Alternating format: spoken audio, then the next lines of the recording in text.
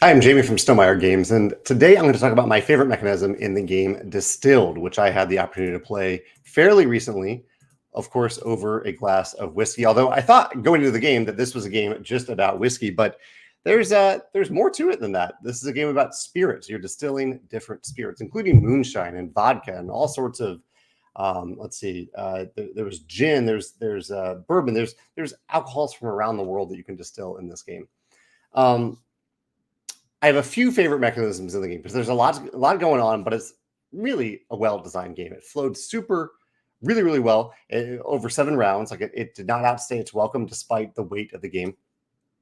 I think my favorite mechanism, though, is something called washback, which I don't even fully understand the process, but I think it's the idea that when you distill something that you don't use the very top or the very bottom. And the game uses this theme by whenever you are ready to distill. So every round you're going to distill something. You put some ingredients, which are cards, into a little deck that you create. You decide what cards go into that deck. You shuffle that deck up.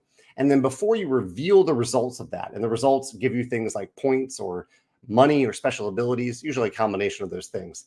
Before you reveal those cards, you actually have to remove the top card and remove the bottom card and put them back into your supply. You don't lose those cards, but they are not part of the spirit that you just distilled.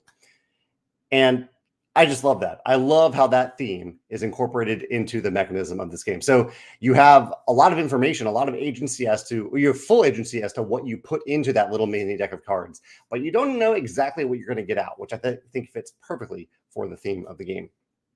One nice thing that the game does with this, though, is that there's certain times where you put very specific cards in there that you're counting on those cards to be in the pile when you're done doing the washback.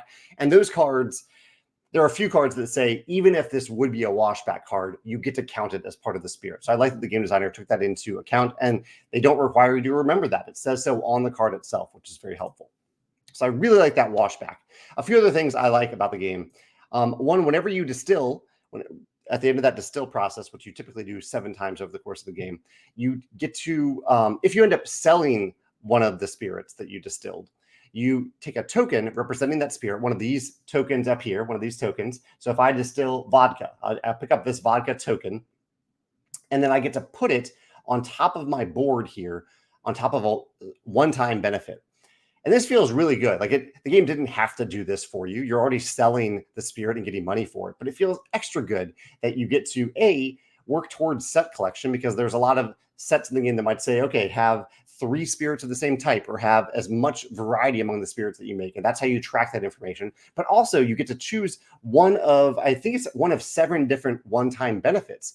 And they're all different. They're all different, like little one-time benefits that make selling that spirit feel extra good. And all of them come with a backup of 2 victory points. So even if it's too late in the game for you to really benefit from the one-time benefit, you can get 2 victory points instead. Really clever mechanism there that makes the game feel very good. One of these double benefit things in games. And okay, 2 other things I want to mention, because there really is a lot going on in this game that's worth mentioning. Multiple things. One, a little thematic thing is whenever you let a spirit age in your cellar for a long time, it gains unexpected flavors. And the game manifests this by having this big deck of flavor cards. And whenever you add flavors to that spirit, you do so without looking at the flavor. It's only when you sell that spirit that you get to look through all these interesting flavors that have become a part of the spirit. And some of them are a little funny. There are things that you wouldn't expect to find in a spirit, and some of them are very serious. You're like, oh, of course, like this has a nutty flavor to it. And some of them are really not, are very whimsical. So I like the whimsical nature of that, and yet it still works thematically despite the whimsy.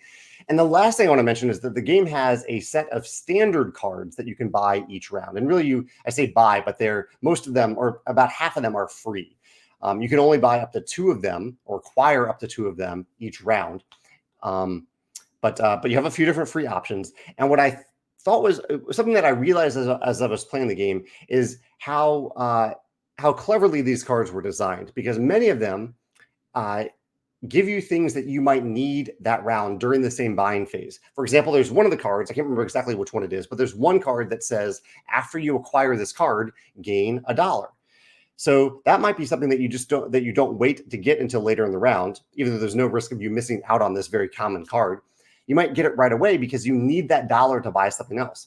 There's another one that has you, I believe, clear a row, or maybe it was a draw card. I'm forgetting what it is now. It's the water card. But the water card has something else like that, where it gives you a benefit that helps you during that buy phase itself, which gives you a reason to acquire this zero cost card earlier in that phase rather than waiting for it to be the last thing you do in that phase. So I thought that was really clever too. So a lot of really clever design decisions in Distilled. I can tell a lot of love went into this game from, I believe the designer's name is Dave. And those are my favorite mechanisms. I'd love to hear yours if you have played Distilled and want to share in the comments, or if any of these things remind you of another game with a similar mechanism. Let me know about that as well. Thanks.